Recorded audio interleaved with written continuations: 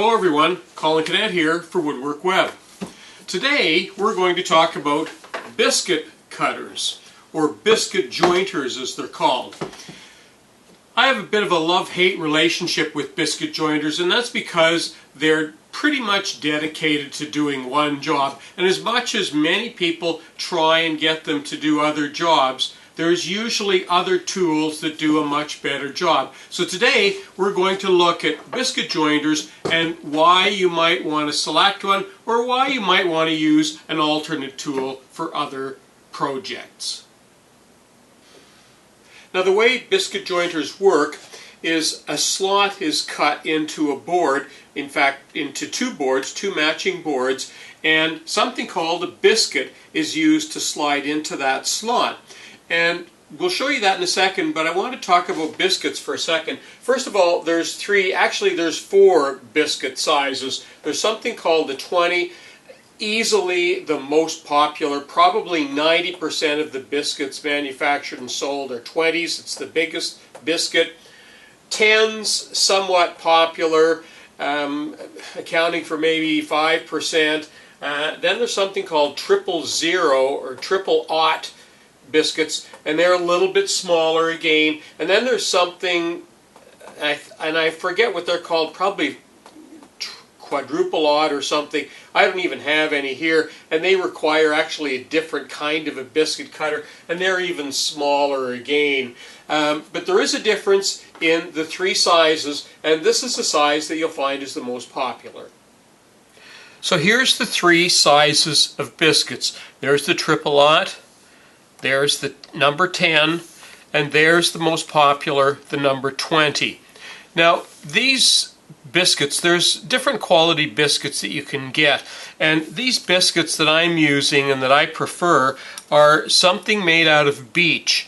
And this is beech. These woods are actually dried, and I don't know, in the right light you might be able to see there's a bit of a hatching, cross-hatching on these, and that's because when these biscuits are manufactured, they're actually compressed so that when they get a little bit of moisture, they actually tend to expand a little bit, and that's one of the purposes of these biscuits, is to, once they get inside the slot, is they're designed to expand a bit to help fill that void. So that's a good quality biscuit. There are other biscuits on the market, and you can see that this is another number 20 biscuit. It's the same size, but you'll notice that this is actually a plywood. And this, I bought these inadvertently, again trying to save some money, but these are really not very good quality biscuits. They will expand a little bit, but they tend to resize. Once they dry out a bit, they go back, so they actually leave a bit of a void in there, whereas these, once they expand, because they've been pressurized, when they expand, they stay expanded. So like a lot of things, sometimes saving money doesn't actually work to your best benefit. Here's our biscuit tool. And you can see that there's really not very much to it. When I move the fence in, you can actually see, right down in here, you can actually see the blade coming out.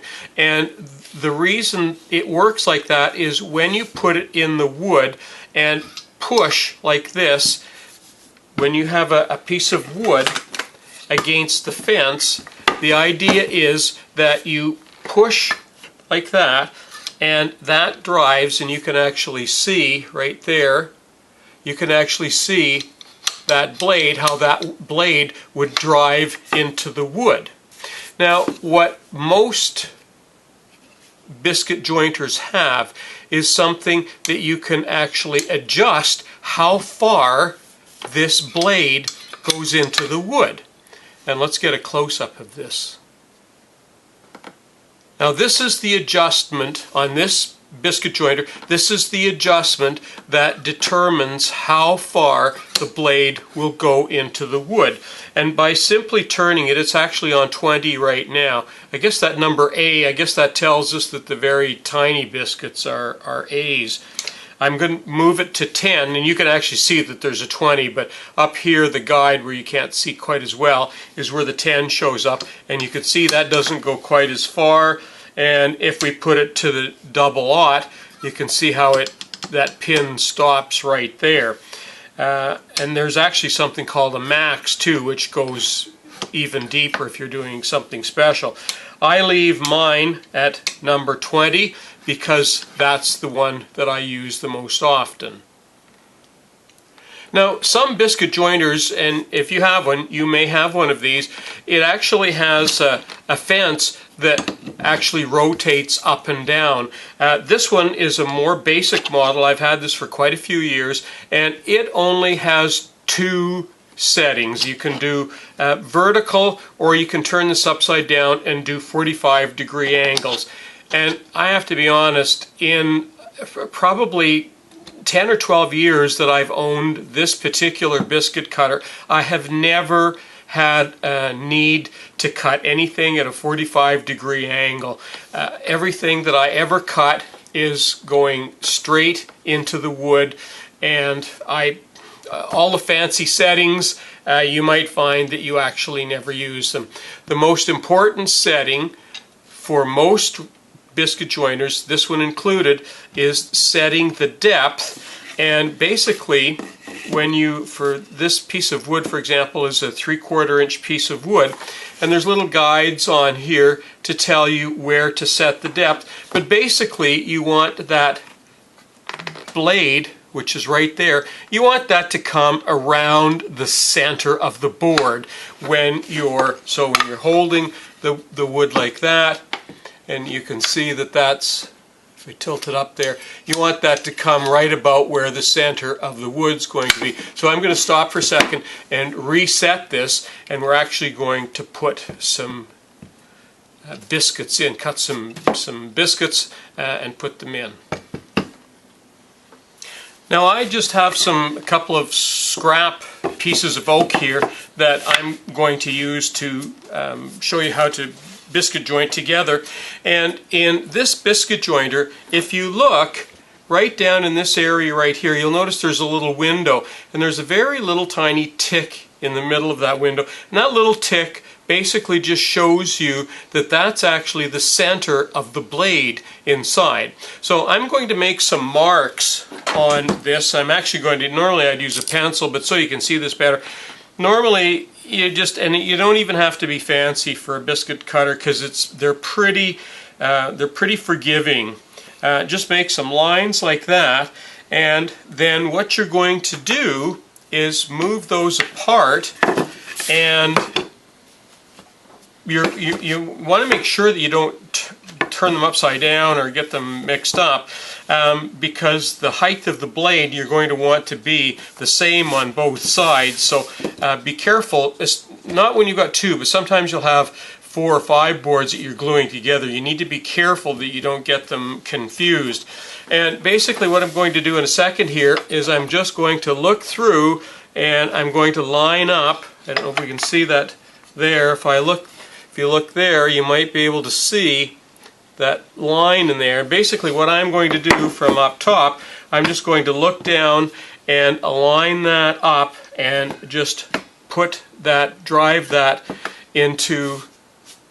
that blade into all 3 of those. Then I'll move it around and do the same on the other side. Okay, let's go ahead now and make some biscuit cuts.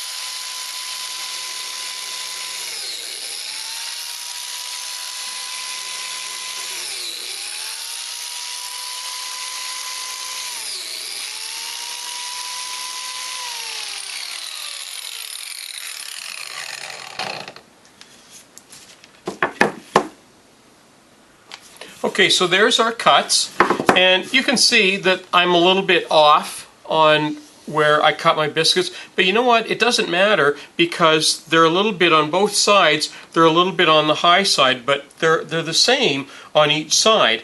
And now I'm going to put some biscuits in.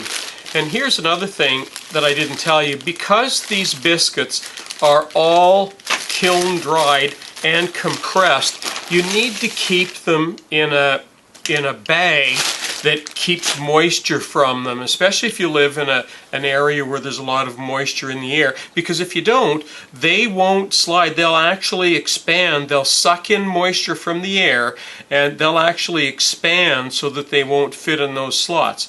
And that's all you do, is pop them in those slots. And normally I would glue them as well and put some glue inside of these slots as well, and then even just to dry fit, you roll them over like that and push those together. I haven't got those boards lined up there. There we go.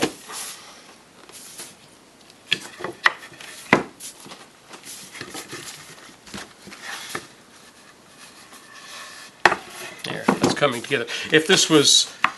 If I was clamping this, of course, it would be a little bit come together a little bit easier, but I'm having to compress that. And that's all it is. And now that dry fit is working fine. So you would pull these apart now, and now's the time that you would go about gluing. You can see I've got a lot of burn in here. So normally you would run this all through a jointer and make sure that all of these joints were absolutely, before you even put the biscuit jointer on it, make sure that these joints were absolutely flat. We're just doing some tests here, so it's not that important for what we do for this demonstration. So that's all there is to making biscuits and putting biscuits in there. Now you may recall that I said that I have a bit of a love-hate relationship with biscuit joiners, and I do. And the reason is because these biscuits, when they fit in the slots, now all of these, or this biscuit was fairly snug, but if you look close to these, and we could show you a close-up, but this biscuit actually slops around in here. Any of these, you can actually see a little bit of movement there. In any of these slots, the biscuits slop around a bit. And the reason for that is it's not a precise system. The whole purpose of a biscuit jointer is when you glue boards together, if you don't have biscuits in there, what happens is the boards tend to slide up and down because the glue makes them slippery. And when you put biscuits in there, of course, they can't slide up and down. But the fact of the matter is that they can slide up and down enough to give you a bit of an uneven joint. So if you plane your wood, for example, if you plane both sides to 3/4 of an inch and put biscuits in and clamp it up, there's still a chance that that wood is going to be uneven. And that's why I like the doweling machines better. They do a much more accurate job than the biscuit joints, because the biscuit jointers tend, and I can feel this board moving back and forth in here, and when you're gluing, you almost need to put separate clamps along these glue joints to get them to be absolutely even. So that's one of the disadvantages of these. You can't just assume that the boards are going to be perfect when you put them together, because most of the time they are not. In an effort to get more use out of a biscuit jointer, some people have tried a variety of different things with them. And one of the things that some people have tried to do is when they're making picture frames, for example, they're putting edges together, they've tried cutting biscuits in there and using that as a spline. And it kind of works. And here's an example. I made this just for this demonstration, and you can see the biscuit is glued in there and it's held in there. The problem is it doesn't make a very pretty, even when it's cut off, it doesn't make a very pretty joint, and that's because between the biscuit and the blade, it makes kind of a sloppy joint, and even when it's filled with glue, it still doesn't make a very good joint. The other thing, because the blade is round and you're cutting into an angle like this, that cut there is actually rounded. So you can imagine when you're putting a biscuit like this in, it's high in the center and it's leaving a gap in each side because the biscuit jointer doesn't get there. So you actually have to take this and sand an edge down so that it's flat before you put it in there. So it really isn't a very good. The best way of making splines for picture frames is like we've shown you in our video of making picture frames, is to actually use a table saw with a little jig and run it through. It makes better quality splines for your picture frame. So that's not real good option for a biscuit jointer. Now the other thing that some people have tried to do with biscuit jointers is to try and use them for putting right angle pieces together. So for example, if you were making some kind of a cupboard or something and you wanted to attach a shelf to it, you can. There's an easy way of drilling, of marking and drilling 2 or 3 biscuits in here, and then doing the same in the shelving unit, and then being able to glue them together and attach them like that. And that works, but like a lot of things, it's really a poor kind of joint, because the biscuits don't have a tremendous amount of strength in this kind of an area, and again, they don't line up very good. For this kind of a joint, there's better options. For example, you might want to use a Craig pocket hole. You might want to use even a doweling machine or doweling jig. These little dowels, these little fluted dowels, are far more accurate. So that's not a great option for a biscuit cutter, is to put this in here. The other problem that you have if you've got several of these shelves, they all have to be absolutely exactly the same, otherwise you're going to start getting gaps. If they're not exactly perfect, or if you get one tilted the wrong way, you're going to get gaps in it. So really the best way is to cut dados and put them in that way, or to use a dowels or Craig to do that. So this is not really a good thing for a biscuit jointer to do.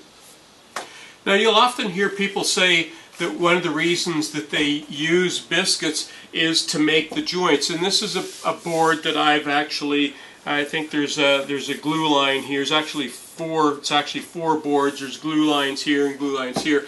And if this was an upright for a cabinet or some sort of chest of drawers or something, you don't need, even if biscuits gave you extra strength, which they really don't, why would you need extra strength in a vertical cabinet that's sitting upright? You don't need extra strength from biscuits for something that's sitting upright. Even if this was a tabletop, unless it was supporting huge amounts of weight, again, you don't need, if biscuits even give any more strength, which I don't believe they do, it's a tabletop. It's not holding vast amounts of weight, so you really don't need the strength from biscuits to do that. What you do need is biscuits to help you align the wood, and that's the purpose of what they do. On the biscuit joiner, it's pretty much a dedicated tool for helping you join wood together. But if any of you out there have other innovative ideas that you're using a biscuit jointer for, we'd love to hear about them so that we can share them with everyone else. I'm Colin Canet for Woodwork Web. Thanks for watching.